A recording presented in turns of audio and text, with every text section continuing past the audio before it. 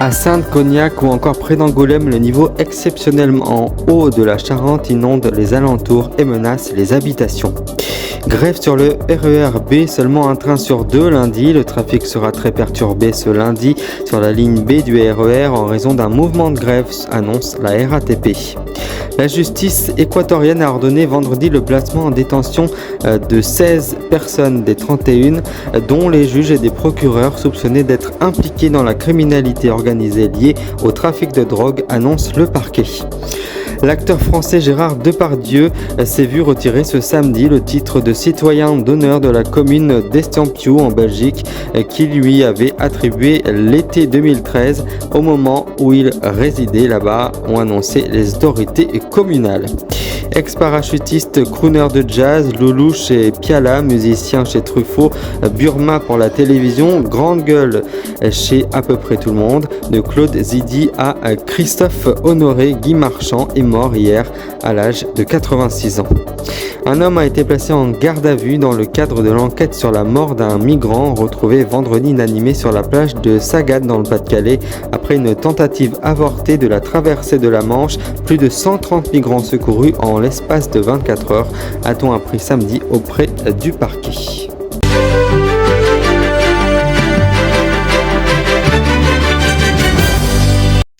Bonsoir à toutes et bonsoir à tous et bienvenue dans le Grand News. L'eau monte dangereusement autour de la ville de Saintes en Charente-Maritime. Le niveau de la Charente a atteint les 6 mètres ce samedi en fin d'après-midi avant le pic de crue attendu pour demain dimanche selon Vigicru, celle de 2021 qui avait marqué les esprits, rappelez-vous, avait atteint 6,18 mètres. Le problème, c'est qu'au-delà de 5,60 mètres, l'eau rentre dans les maisons, expliquait vendredi le maire de la ville, Bruno Draperon.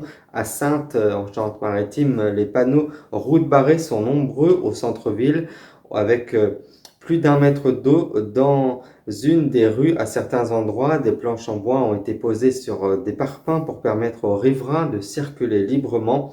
Les habitants anticipent depuis mercredi. Ils ont tiré des leçons de la crue de 2021, il y a 2 ans. Certains ont évacué d'eux-mêmes leur logement et ont surélevé leur mobilier ou même demandé qu'un vide entièrement leur maison. Pour certains, explique Thierry Peralta, adjoint du service de la mobilité urbaine de Saintes. En moyenne, un train sur deux circulera lundi sur le RER B en raison d'un mouvement de grève localisé sur cette ligne, a annoncé ce samedi la Régie des transports parisiens, la RATP, en raison d'un mouvement social local ce lundi. La RATP prévoit un trafic très perturbé sur la ligne B du RER avec une moyenne de un train sur deux, est indiqué dans un communiqué. La RATP nous invite tous les voyageurs de la ligne qui ont la possibilité à privilégier le télétravail ou à différer leur déplacement ce jour-là et présente ses excuses donc pour les conditions de transport prévues et qui sont inhabituelles. 3 syndicats, la BAS, CGT et FO, avaient lancé le 1er décembre un appel à la grève pour le 18 décembre, donc lundi, dénonçant l'injustice flagrante d'une procédure disciplinaire contre un conducteur du RER. Après 27 heures d'audience, le juge a ordonné la détention préventive de 16 prévenus. Tout de même, selon un communiqué du parquet, parmi eux figure Wilman Terrain, le président du conseil judiciaire, un organisme qui s'occupe des affaires en lien avec le trafic de drogue et les violences criminelles. Selon la même source, Wilman Terrain était également le juge au sein de la Cour nationale de justice. Au total, 31 personnes, des procureurs, des responsables pénitentiaires, des policiers ont été arrêtés au cours des 75 raids simultanés dans le cadre de l'enquête ouverte après l'assassinat l'an dernier dans une prison de trafiquants de drogue, Leandro Noreno dit El Patron. Rappelez-vous, la mort qui avait donné lieu à un massacre dans le centre pénitentiaire qui avait duré 3 jours et qui avait fait 30 morts et plus de 60 blessés. C'était en octobre 2022. Les propos tenus par l'acteur Gérard Depardieu dans l'émission Complément d'enquête sur France 2 vont à l'encontre des valeurs prônées par la commune d'Estampio, ont justifié dans un communiqué le bourgmestre et les échevins, l'adjoint, qui ont pris cette décision. Dans un reportage pour Complément d'enquête diffusé début décembre pour France Télévisions, l'ex-monstre sacré du cinéma français multiplie les propos misogynes et insultants en s'adressant à des femmes, n'épargnant pas une fillette avec ses propos obscènes. Sur fond de polémiques croissantes en France, plusieurs médias belges qui ont fait état ces derniers jours du retour de Gérard Depardieu en Belgique, toujours dans la région de Tournai dans l'ouest près de la France. Comme en 2012-2013, sachez que fin 2012, je vous le rappelle, Gérard Depardieu s'était installé dans un village belge frontalier à Néchin, suscitant de vives critiques jusqu'au plus haut sommet de l'État sur l'intention supposée d'échapper au système fiscal français. Ce village de la commune d'Estampioux est connu pour avoir attiré plusieurs grosses fortunes françaises, plusieurs acteurs et des célébrités, notamment de la famille Muliez dans le groupe Auchan. Je vous le disais tout à l'heure dans les titres, il s'est éteint à l'âge de 86 ans. Pour Guy Marchand, comme pour le héros Frédéric Dard, Action, Belle et Pépé et Truculence resteront dans le siècle des siècles la seule sainte trinité qui vaille, flambeur, dépensé, hâbleur, autoproclamé voyou devant l'Éternel. Il avait chez lui beaucoup d'angoisse derrière ce cabot compulsif. Il n'en laissait rien paraître, sauf une blessure sans doute plus anecdotique que les autres. Il aimait raconter sa vie parce qu'elle l'avait beaucoup aidé, disait-il. Par exemple, en 1980, il avait tourné Au-delà de la gloire de Samuel Fuller. Je changerai au milieu des tanks à cheval, racontait-il. Magnifique, ils ont tout coupé. Et puis, j'ai revu le film dans une version rallongée de Dr. Cute. Comme ils disent en 2008, il avait remis ma charge. Son rire vous emportera. Joyeux et innocent. C'est de cette époque que j'ai appris ce que mon ego soit jeté aux orties de cinéma.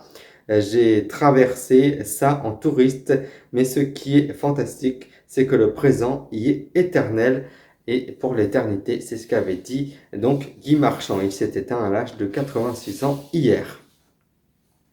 Un homme a été placé en garde à vue dans le cadre de l'enquête sur la mort d'un migrant retrouvé vendredi inanimé sur une plage de Sangatte dans le Pas-de-Calais après une tentative avortée de la traversée de la Manche. Plus de 130 migrants secourus en l'espace de 24 heures, a-t-on appris ce samedi auprès du parquet, donc une source sûre de cette information.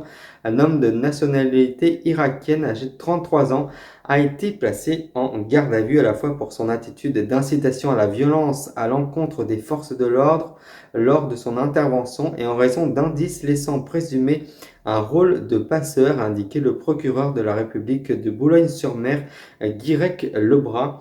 Une enquête a été ouverte pour homicide involontaire et aide à étranger en situation irrégulière en bande organisée, a-t-il précisé. Une autopsie est prévue pour tenter d'identifier les causes réelles de son décès. Je vous rappelle que l'homme a été découvert comme ça sur la plage, retrouvé inanimé hier matin après une tentative de traversée de la Manche avortée. Il a été déclaré mort à la mi-journée hier, selon le récit vendredi de Monsieur Lebrun. Un groupe de 70 migrants est parti en mer avec un small boat, mais l'embarcation est revenue sur la plage aux alentours de 7 heures le matin pour une raison encore inconnue. Et puis une information de dernière minute, c'est une surprise et une première historique pour l'Élysée. Le cardinal Giovanni Angelo Becciu a été condamné ce samedi à 5 ans et demi de prison, à l'interdiction perpétuelle d'exercer une charge publique et à 8 000 € d'amende, bien peu s'atteignant au Vatican à qu'il soit condamné aussi lourdement. Le verdict est tombé ce samedi par la voix du juge Giuseppe Pagnatone après un interminable procès de 85 audiences sur 2 ans et demi dans le cadre de la juridiction du Vatican. Je vous en rappelle l'une des principales informations retenues dans cette édition. À Sainte-Cognac ou encore près d'Angoulême, le niveau exceptionnellement haut de la Charente inonde les alentours et menace les habitations. L'eau, je vous le rappelle, monte dangereusement autour de la ville de Saintes, notamment en Charente-Maritime. Le niveau de la Charente a atteint les 6 mètres ce samedi en fin d'après-midi, avant le pic de crue attendu pour dimanche selon Vigicru. Voilà ce que nous pouvions retenir en cette actualité de ce 16 décembre. Je vous retrouve samedi prochain, bien sûr, naturellement, dans le Grand News.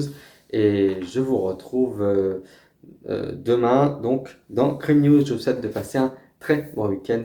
Merci de nous rester fidèles. Prenez soin de vous.